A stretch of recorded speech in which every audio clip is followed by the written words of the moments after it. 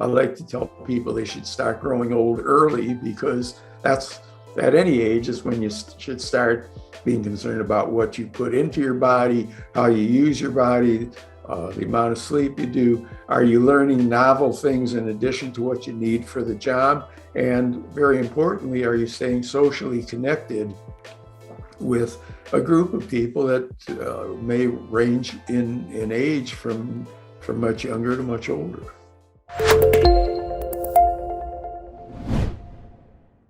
Dr. Ronald Kaiser, welcome to KEAL. How are you doing today, sir? Doing great. Real nice to be with you, Dev. I know you in Philadelphia, me in rainy Mexico City. What a combination. So yeah, I think we sent our rain to you. We had it earlier today. I guess we'll let this one slip. So just don't do it in the next month. We would like to have some nice sunny days. So. Ron, I'm really interested to have you on this episode because I've had other guests on KEAL and before that Spearlift where we talked about issues around mental health, having a positive mindset, having a forward-looking vision of your life that is something to get excited about. You know, themes around that, basically, having a good state of being. So an overall way of like handling your relationships, taking care of yourself, all of it, right? So I would want to address how you see that in your work as well and how you help others, and also point out what people should be aware of, to maybe correct course at the same time. So let's start off. Can you please introduce yourself a little bit more formally, Ron? What you do, what's your main sort of dedication? How do you help people? All of that, please. Sure. Well, as we've established, my name is Ron Kaiser. I'm a positive health psychologist and also do health and wellness coaching. I am kind of in a transition of, for several decades, I've been director of psychology at one of the major headache centers in the world, the Jefferson Headache Center in Philadelphia. And I am moving into kind of my area of interest more full-time at this point, because over time, as I've gotten older, I've been concerned about the health and wellness and mindset, attitudes, and so on of that big chunk of the population who are in their second half century of life. And I've tried to bring my background in positive psychology, coupled with the fact that working with headaches, which is in most cases a disorder of the brain chemistry, that if we can get the chemistry in balance, headache patients can get better. It's not like some of the neurological disorders where there's structural damage and so on in most cases. So I feel the same thing applies to the population in general, and especially in the older adult population. We can't start looking at this as kind of this is as good as we're going to get, and we can only decline when you reach a certain age.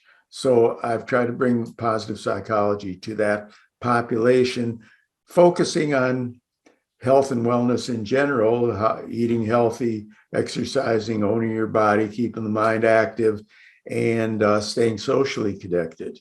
And that brings us kind of to the pandemic. I think that it is very critical to have a forward-looking outlook, even at difficult times. I've created a branch of psychology that I call goal-achieving psychology or goal-achieving psychotherapy, which is, as its name implies, based upon having goals that you can move forward to. So if you're working toward your goals, then everything that you're doing is you're in a process. And in a process, it's not a straight line. There are going to be some things that interrupt the process. There's some things that you're going to try where you're going to fall short. And sometimes society plays tricks on us, or Mother Nature, or whomever you think is responsible for the pandemic. It's a lousy thing. We didn't choose this, but by the same token, it's part of a process. We learn to adapt to it. We can either stay stuck, put on weight, spend our time just doing sedentary stuff, or we can continue to work toward our goals, even though we may have to modify the way that we do it in some way. Why did you decide to get into this field? What motivated you to get into this work that you're doing? Well, I guess there are two answers. One is just positive psychology in general. For a long time, I was kind of a traditional psychologist. I think just like with traditional physicians, I think that most of us were brought up kind of focusing on disease. Physicians, of course, might be dealing with all kinds of medical diseases, from illnesses, common cold, pneumonia, diabetes, things of that nature. We were focused on things like anxiety, depression, post-traumatic stress, things of that nature. And for a long time, the goal was to kind of deal with that disease and get the person to what I call neutral.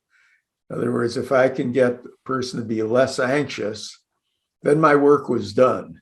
If I could get the person who is depressed to get out of bed, go to work on a regular basis, my work was done. We weren't concerned about what happens afterwards. Just as, for example, if you have surgery, maybe after a follow-up visit or two, the surgeon doesn't want to see you anymore.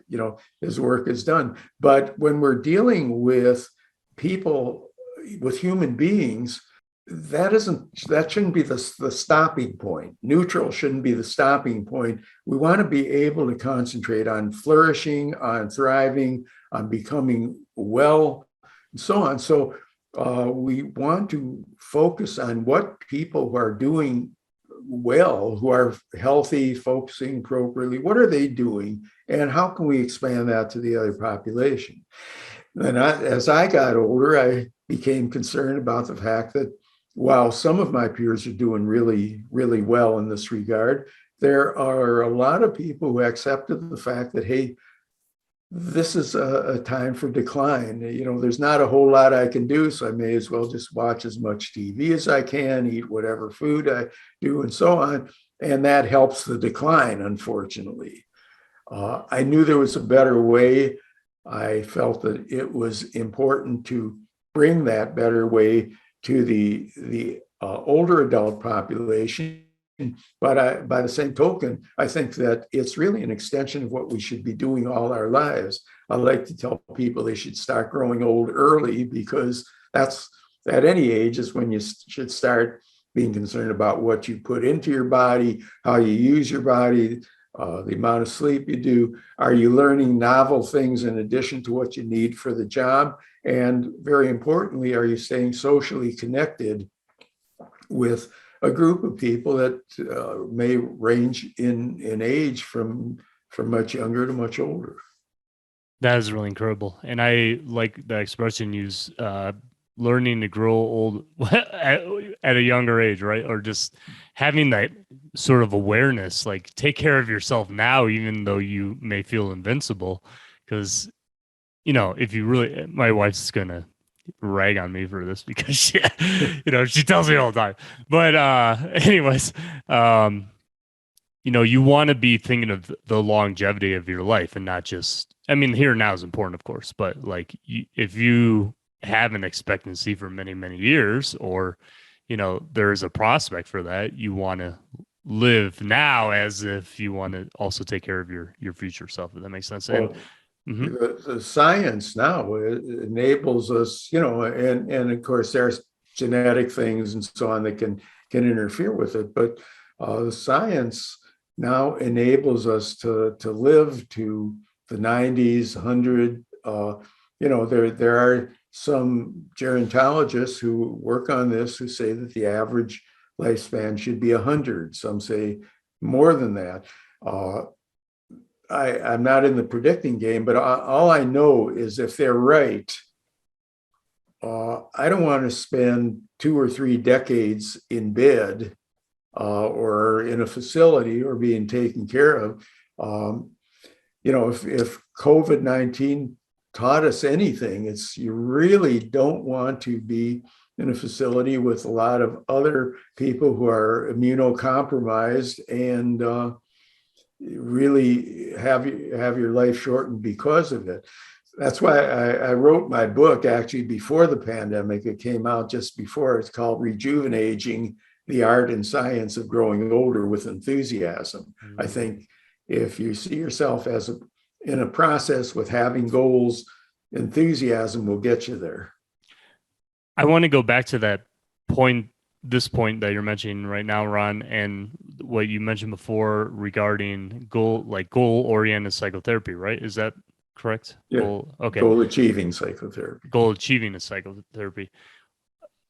How I'm really curious, especially for, well, I guess anyone at any age, but maybe especially older generations. Let's say, just as an example, say someone was married, they're a widower, and they really feel like their life is worthless now. Let's say they're that profile, right? Mm-hmm. People can fall through in many situations in general, like deep depression, heavy anxiety. But like when it's like something really heavy like that, like someone is widowed now, like what's your message to them, and how do you get them into that arena of having goals and having just a general feeling of worth living, basically, and stay on track and live their life out? Well, it's kind of a complex thing, and I don't want to make too much light of it, but the feeling that they're experiencing may not be that much dissimilar from, say, a teenage young woman or young man whose boyfriend or girlfriend broke up with them. They feel devastated, but at some point they got to pick up and say, hey, I'm going to get on with my life. The fact that she broke up with me doesn't mean that I have to put my plans on hold or that I'm incapable of being loved and so on. So I think a lot of the principle, when I say start growing older, young, this is part of the process. A lot of the same things that we work on with younger people are available to us as we go older. So the fact is, all our lives we're subjected to stresses. Some of them are markedly worse than others. I mean, losing a spouse or losing any family members. Yet I don't want to make light of that, but the fact is that loss cannot define you. In other words, it's kind of I saw this with headache patients, that if I have a headache and I have to sometimes call out of work or disappoint people because I'm, hurting and throwing up and so on, we can't let that define you. This is something that is part of you, but it's not the total part of you. So when I'm working with somebody who is like this widower who's had, this profound loss, that's one of the first things I try to do is to kind of make them aware of the fact, what else have they got going for them in their life? What other things define them other than the fact that they were a couple with their spouse? And if they can accept that, then we can build on some of these things. I like to, again, with goal achieving psychotherapy, we like to focus on plans. The notion of having a plan for tomorrow that we can write down, plan for the week, plan for the next year, and so on. I like to carry it out, and regardless of age. I think everybody should have a 10-year plan, and plans get interfered with. You said it's raining there. If you had planned to play golf today, I suspect you couldn't have done it. Not a perfect analogy with somebody dying, I understand this, but the fact is that throughout our lives, we have to deal with things that upset our plans. And we can't at that point say, hey, this is as good as it's going to get. Our goal should be to become the best versions of ourselves. Sometimes we have the benefit, as you and I do, of having a spouse that can help us to get there and hopefully keep us there. But that can't be the only way that we define ourselves. Very interesting. And I have a question to thread off that. How important is an accountability partner or person in general, like to get through any situation in which someone just feels really stuck, right? Because some people don't like to look for other people either. So Mm. how do you either recommend or designate someone to keep an eye on someone to help them get on track? How does that work?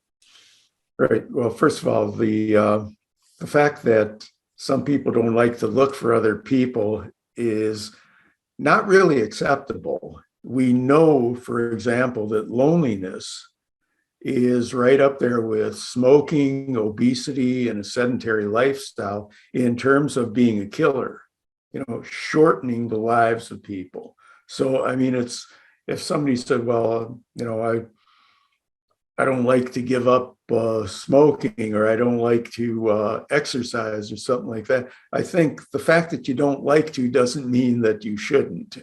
Um, so we want to be able to, number one, understand the purpose of why it's good to be socially connected. Secondly, I think everybody has some aspects of their lives where they don't need an accountability partner, and in fact, where they could be a good accountability partner to somebody else. Uh, Thirdly, we try and make it easier for them in terms of having plans that require them to be somewhere. If they don't want to get out of bed, but if they're volunteering to help some other people, that's a motivating factor. Now, for some people, it's so we know this, that sometimes the accountability partner can just be part of a normal environment that we create. And if we can get that to accept that, then we start to build in, okay, what else can we do where we might need an accountability partner for taking a walk every day. Tell them what book we read or how far we got into the next chapter, or share things, getting into some kind of group. And I think that there is certainly a certain number of people who really need the help of a professional therapist to help them, sort some of the stuff out for themselves. Because again, it's easier if you've got somebody in your environment who is going to encourage you, assuming that they actually are encouraging you and not putting you down. But for some people, that's why therapists are around. That's why physicians, and again, I think it's very important that people seek somebody out who is wellness oriented, because the goal, again, is to be able to see that that goal is thriving. It's not, hey, maybe I'll be a little less depressed tomorrow or next year or whatever. Very interesting, Ron. Going back to sort of the beginning of this conversation, when you were mentioning headaches and headache studies, what is something curious that you have found for yourself through that research specifically regarding headaches that really kind of have struck you like, oh, well, this is, it could be anything, like this is an interesting cause for this, or this kind of general causality is perpetuated in this way, causing this. Is there something like in particular that has stuck out to you through that particular research? Well, one of the earliest things is probably the first thing that I mentioned, that it is a neurochemical disorder in most cases, which means that that not all illnesses are the same, and even not all neurological illnesses are the same. And I'm in a department of neurology, but in many neurological disorders, you can't get better. You can adapt, but the condition is deteriorating. This is something that I learned, that you actually can get better, so that it is very important to be aware of the fact that you do need the appropriate mindset to not give in to the headache. The other thing that I probably was naive about at the beginning is the fact that in headache, we were ahead of the rest of the world in terms of not being reliant on opiates and other kinds of narcotics. The reality is that if you take narcotics, or even if you take lots of over-the-counter medication, you can create rebound headaches. In other words, your body begins to adapt to it, so it's almost like missing a meal. So the emphasis has been to really not be reliant on this, but to work on prevention. And I think that's really fit my personality greatly, is to work on prevention rather than crisis. And I think it fits so many of the other things that I do. Well, you seem like a very jovial person, so I'm sure you never have a headache at all. So, Well, everybody gets them. yeah, they come and go, definitely. I only have time for two more questions, Ron, but I need to have you on for a part two if you would agree. Because there's one or two subject matters I want to go much deeper into, but this is, I think, a good general discussion for our audience to get to know you. If you'd be so kind to come on again another time. Be happy to. Thank you. No, thank you, Ron. Yeah, because there's at least two, and my wife, who probably watched this episode, she'll say, "Talk about that thing," like you go much more into it. So, so one of my last two questions is, what are some like general practices you could say, or habits that you can form, or whatever they may be, to generally put you in a good mindset, to generally put you in a good state of well-being? I mean, there's going to be ebbs and flows all throughout the day, and everyone's got a million things going on in their day-to-day lives. But if I'm just generally okay in that way, I think I've had a good day. That's the conclusion I've come to. For me, that's good. So what are some like just general insights about daily well-being that you can give our audience? All right. There are two things. Number one is, if you remember that we're in a process, we're not at the outcome of the process. It's not necessarily as good as it's going to get. And if you're in a process, there are going to be some up days and some down days and up and down parts of days. So I think if you know, okay, this is how I feel today, maybe I'll feel better tomorrow. I got to do some things to try and make that happen. The other thing is what I call the non-negotiable four. I think there are four behaviors that you want to always be trying to fit into your pattern as much as possible on a daily basis. One is eating healthy. Secondly is what I call owning your body. That includes some type of exercise every day. Sleep and meditation are kind of the major things in that. One is social connectedness. Again, it suffered some during the pandemic, but is there a friend you haven't spoken with or texted or gotten on the computer with in a while? Do that. Try and have some kind of social connectedness every day. And the other is intellectual functioning, whether it's 15 minutes of reading, whether it's learning something novel, whether it's sitting in on a course online, or whatever it may be. So those are the non-negotiable four. If you can try and fit that in: healthy eating, owning your body, social connectedness, and intellectual functioning.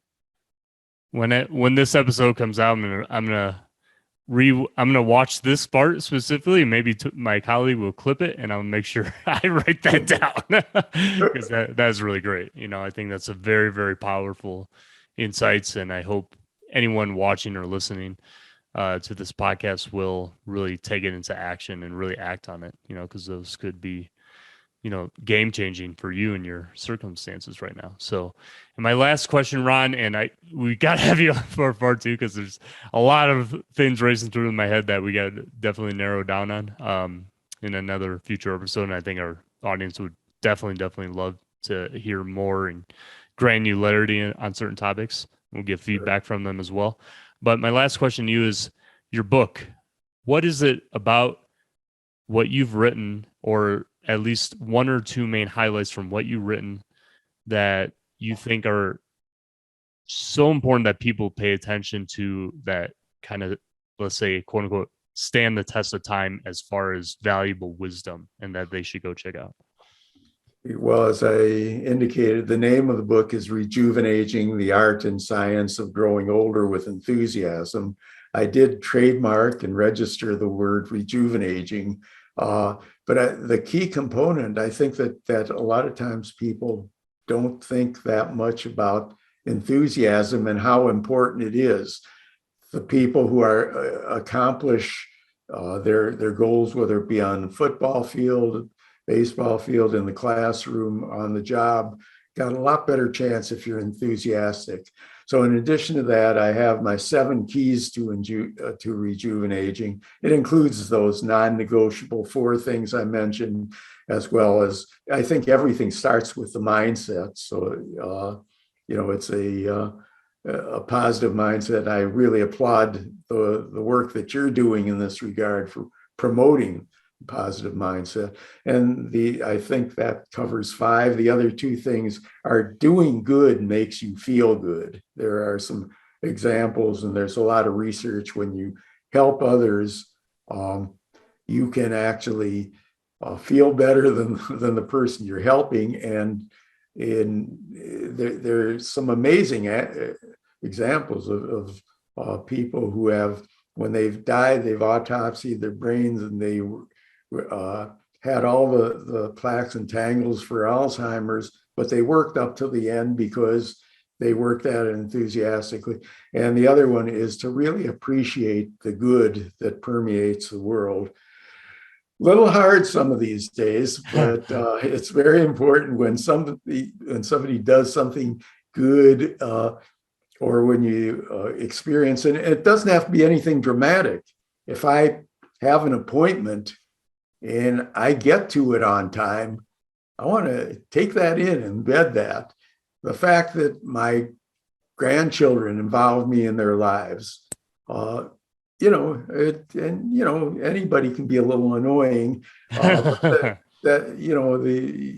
the fact that they do so, I don't take that lightly, and I embed that. And I just think everybody has lots of opportunities during the day to take in the good. So those are the main things, I think, from the book. Well, I think my wife would definitely love that book, and I think that's something that's definitely going to be on our bookshelf personally. So I can adhere to that most certainly. I know we're running out of time, but I do have to give you my favorite quote from the book is from Mike Singletary, who I don't know if you're a American football fan, but Packers. He was, as you may know, a really great linebacker and a kind of so-so coach.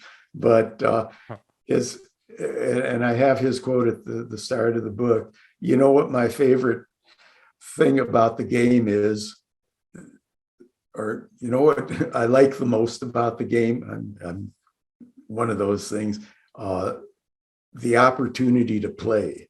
Yeah. My favorite thing about the game is the opportunity to play. And I just think at whatever age, we've got this opportunity. If we've got the mind, we've got the body, play it out fullest, be all in, and approach things with enthusiasm.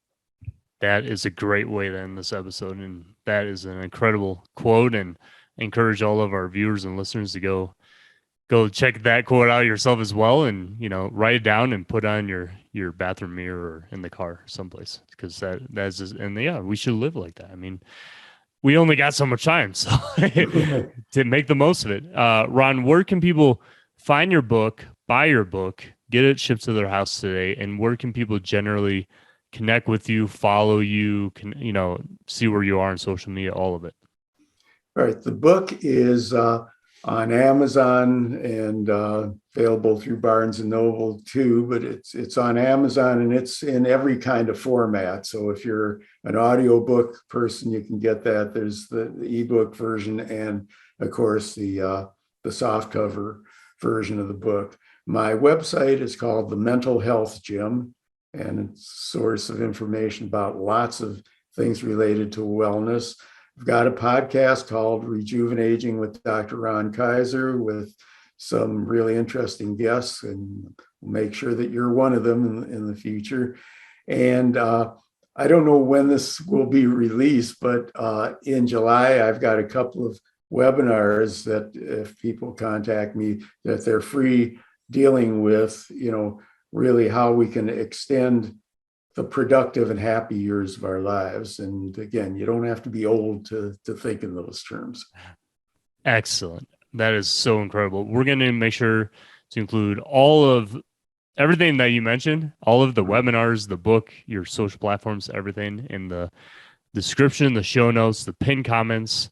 And as all of our viewers and listeners know, you can always click down, open it, and you'll get to everything to access Ron, all the work he's doing. Get on that webinar in July. We'll make sure to have the link there and buy the book. I'm sure, something I'm going to definitely be getting on very soon. Maybe an early Christmas present for my wife if she's listening.